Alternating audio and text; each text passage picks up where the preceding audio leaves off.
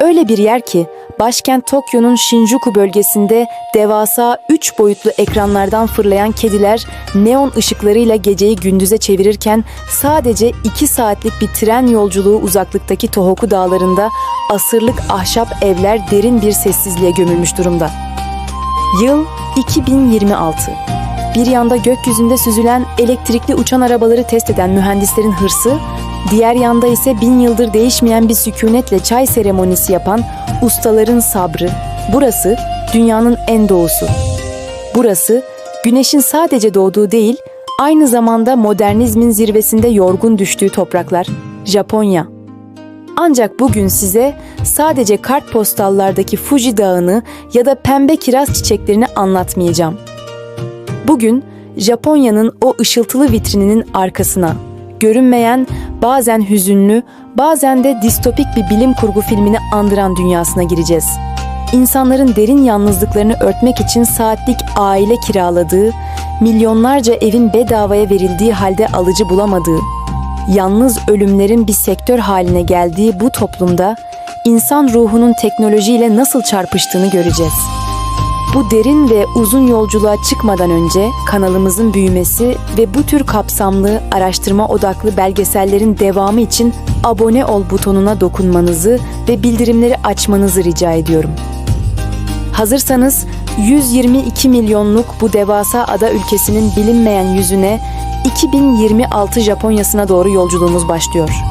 Japonya'yı ve bugünkü krizlerini tam olarak anlamak için önce zamanın tozlu sayfalarında geriye Edo dönemine gitmemiz gerekiyor. 1603'ten 1868'e kadar süren ve Sakoku adı verilen o meşhur kapalılık dönemi.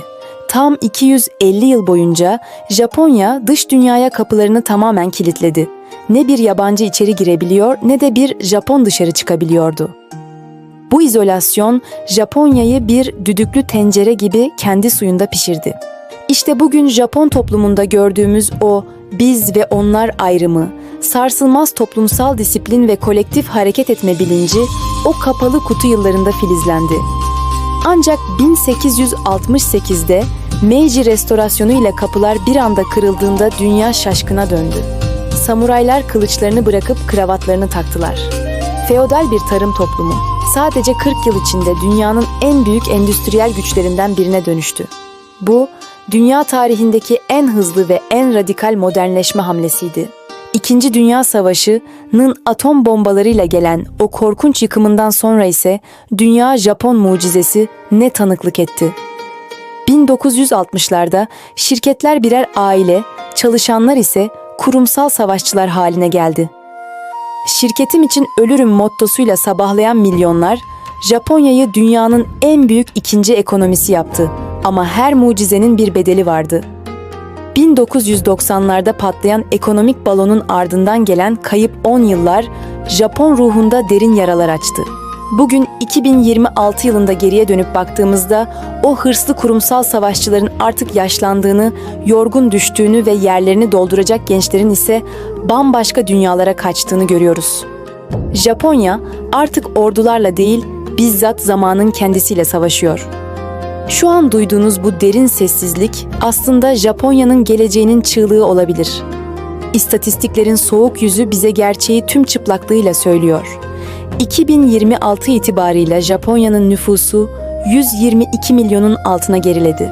Ama asıl korkutucu olan toplam sayı değil, yaş ortalaması. Ülkedeki medyan yaş 50,2'ye ulaştı. Bu, sokakta gördüğünüz her 2 kişiden birinin 50 yaşın üzerinde olduğu anlamına geliyor. Dünya literatürüne gümüş tsunami olarak geçen bu durum, nüfus piramidini artık bir piramit olmaktan çıkarıp bir tabuta benzetiyor. Doğurganlık oranı 1,2 seviyelerinde seyrediyor. Yani nüfusun kendini yenilemesi artık matematiksel olarak imkansız. Ancak bu rakamların arkasında toplumu içten içe kemiren bir kriz gizli, 80-50 sorunu. Bu dramatik tabloda 80 yaşına gelmiş ve kendi bakıma muhtaç anne babalar hayatları boyunca sosyal hayattan kopmuş, hiç çalışmamış ve odasından çıkmamış 50 yaşındaki çocuklarına bakmaya çalışıyorlar. Yaşlıların emekli maaşları orta yaşlı ev çocuklarını besleyen yegane kaynak haline gelmiş durumda. Sosyal güvenlik sistemi ise her geçen gün patlamaya hazır bir bomba gibi tik-tak ediyor. Gençlerin omuzlarındaki yaşlı bakımı yükü o kadar ağırlaştı ki çoğu genç evlenmeyi veya çocuk sahibi olmayı bir lüks değil, bir ceza olarak görüyor. Peki bu insanlar neden odalarına kapanıyor? Japonya'da hikikomori olarak adlandırılan ve sayıları 1,5 milyonu aşan devasa bir kitle var. Toplumun omuzlara yüklediği mükemmel olma baskısı, hata yapmanın getirdiği o ağır utanç kültürüyle birleşince hassas ruhlar çareyi kapılarını dünyaya kapatmakta buluyor. Yıllarca sadece bilgisayar ekranıyla yaşayan, güneş ışığı görmeyen bir nesil. Ancak Japonya her soruna kapitalist bir çözüm bulma konusunda bir dehadır. İnsan ilişkilerinin koptuğu yerde yalnızlık endüstrisi devreye giriyor. Kendinizi çok mu yalnız hissediyorsunuz? Akşam yemeğinde kimseyle konuşamıyor musunuz? Çözümü basit, bir aile kiralayın. Tokyo'da bu alanda uzmanlaşmış devasa şirketler size saatliği birkaç bin yen karşılığında bir baba, bir anne, bir sevgili, hatta düğününüzde sizi alkışlayacak sahte arkadaşlar kiralıyor. Düşünün, bekar bir annesiniz ve çocuğunuz okulda babasız diye dışlanmasın istiyorsunuz. Bir aktör kiralıyorsunuz. O adam yıllarca her hafta sonu evinize geliyor, çocuğunuzla parka gidiyor, babalık rolü yapıyor. Çocuk gerçeği asla bilmiyor. Sosyal medyada çok popüler, arkadaşları olan biri gibi görünmek istiyorsanız 10 kişi kiralayıp bir partideymiş gibi fotoğraf çektirebiliyorsunuz. Bu durum bizi şu can alıcı soruya götürüyor. Japonya'da önemli olan gerçeğin kendisi mi, yoksa dışarıya sunulan o uyum ve görünen yüz mü? İnsanlar sahte bir mutluluğu gerçek bir yalnızlığa tercih eder hale mi geldi? Şehirlerde kiralık ailelerle sahte kalabalıklar yaratılırken, kırsal bölgelerde gerçeklik çok daha sert. Japonya genelinde şu anda 10 milyona yakın akiya, yani terk edilmiş ev bulunuyor.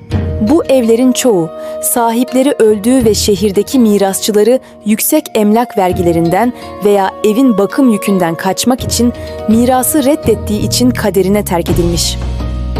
Bazı köylerde artık tek bir çocuk sesi bile duyulmuyor. Okullar kapatılıp huzur evlerine veya sanat galerilerine dönüştürülüyor. Belediyeler bu hayalet kasabaları canlandırmak için radikal kararlar alıyor. Bazı bölgelerde evler sembolik rakamlara, evet yanlış duymadınız, neredeyse tamamen ücretsiz olarak veriliyor. Tek bir şartla oraya yerleşecek, evi yenileyecek ve orada yaşayacaksınız. 2024'te yürürlüğe giren dijital göçebe vizesi ile dünyanın dört bir yanından gelen yazılımcılar ve tasarımcılar bu ıssız köylere bir umut ışığı oldu. $500 gibi komik rakamlara koca bir malikane sahibi olup fiber internetle dünyaya bağlanmak rüya gibi görünebilir. Ama o evin gıcırdayan tahtalarında orayı terk edenlerin hüznü ve Japonya'nın köklü kırsal kültürünün can çekişen nefesi saklı. Ancak Japonya'yı sadece bir çöküş hikayesi olarak görmek büyük bir hata olur. Çünkü burası imkansızlıkların içinden teknolojiyle çıkma sanatının merkezidir. Nüfus azalıyorsa iş gücü nasıl korunacak? Cevap basit ve bir o kadar da sarsıcı: robotlar. 2025 yılında Osaka'da düzenlenen Dünya Fuarı ve Uluslararası Robot Sergisi dünyaya yeni bir çağın kapılarını açtı. Bedenleşmiş yapay zeka, artık sadece fabrikalarda parça birleştiren robot kollar devri kapandı. 2026 itibarıyla huzur evlerinde yaşlıların kişisel bakımlarına yardımcı olan, onlarla duygusal bağ kuran, onlara ilaçlarını hatırlatan insansı robotlar sıradanlaştı. Kawasaki'nin geliştirdiği Kaleido afet bölgelerinde insan hayatını riske atmadan enkaz altına girerken, Panasonic'in ürettiği kedi benzeri robotlar evdeki sessizliği bozmak, sahibine ufak tefek şakalar yapmak için tasarlandı. Ve gökyüzü, Tokyo semaları 2026'da artık bilim kurgu filmlerinden fırlamış gibi. Elektrikli dikey kalkış ve iniş yapabilen uçan taksiler, 2025 Osaka fuarındaki test sürüşlerini tamamlayıp ticari kullanıma geçti. Trafiğin felç olduğu Tokyo'da gökyüzünden süzülerek işine gitmek artık bir hayal değil. Japonya, insan açığını yüksek teknolojiyle kapatmak için insanlık tarihinin en büyük kumarını oynuyor. Makineyi, insanın boşluğunu dolduracak bir varlık haline getirmek. Peki, Tüm bu yüksek teknolojinin, robotların ve yalnızlığın ortasında Japon ruhunu ayakta tutan şey ne? Cevap, disiplinin ve kaosun o tuhaf dansında gizli. Japon okullarında hala hademe olmadığını biliyor muydunuz? O soji kültürüyle anaokulundan üniversiteye kadar her öğrenci kendi sınıfını, koridoru ve hatta tuvaleti temizler.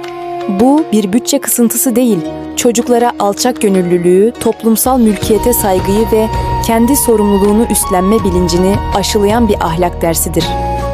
Ve tabii ki festivaller, Japonya'nın o ciddi, takım elbiseli, kurumsal yüzünün altındaki çılgın ruhu görmek istiyorsanız bir festivale gitmelisiniz. Kawasaki'deki Kanamara Matsuri'de devasa heykellerin sokaklarda coşkuyla taşındığını görebilirsiniz. Ya da Nakisumo Festivali'nde dev sumo güreşçilerinin kucağındaki bebekleri ağlatmaya çalışmasını izleyebilirsiniz.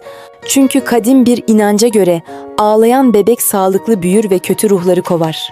Bu ritüeller modern hayatın, bitmek bilmeyen mesailerin ve sosyal baskının yarattığı stresi boşaltan birer tahliye vanası gibidir. Japonya en modern olduğu anlarda bile 1000 yıllık geleneklerinin köklerine tutunarak dengede kalmaya çalışıyor. Japonya 2026, bir yanda hidrojenle çalışan otomatlardan tek tuşla sıcak ramen alanlar, diğer yanda 1200 yıllık bir tapınakta tütsü yakıp atalarına dua eden rahipler.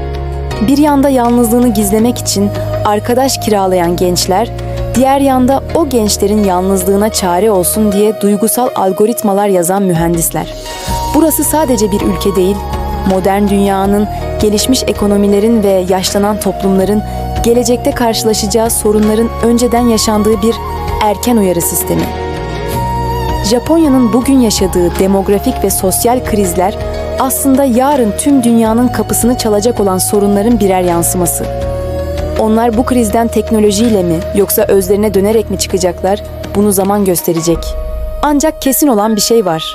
Japonya, estetiğin zarafetiyle distopyanın soğukluğu arasında, ince bir ipin üzerinde nefesini tutmuş bir şekilde yürümeye devam ediyor. Peki, siz Japonya'nın bu tezatlarla dolu dünyası hakkında ne düşünüyorsunuz? Sizce robotlar insan yalnızlığına gerçekten bir çare olabilir mi? Kiralık aile uygulaması, toplumun çöküşünün bir işareti mi? Yoksa yaratıcı bir hayatta kalma stratejisi mi? Ve eğer size Japonya'nın o ıssız dağ köylerinde bedava bir ev teklif edilseydi, modern dünyayı arkanızda bırakıp oraya yerleşir miydiniz? Yorumlarınızı büyük bir merakla bekliyorum. Her birini tek tek okuyup üzerine düşüneceğim. Coğrafya durağında dünyanın bir başka gizemli köşesinde, bir başka derin hikayede buluşmak üzere. Kendinize iyi bakın. Coğrafyayla kalın, hoşça kalın.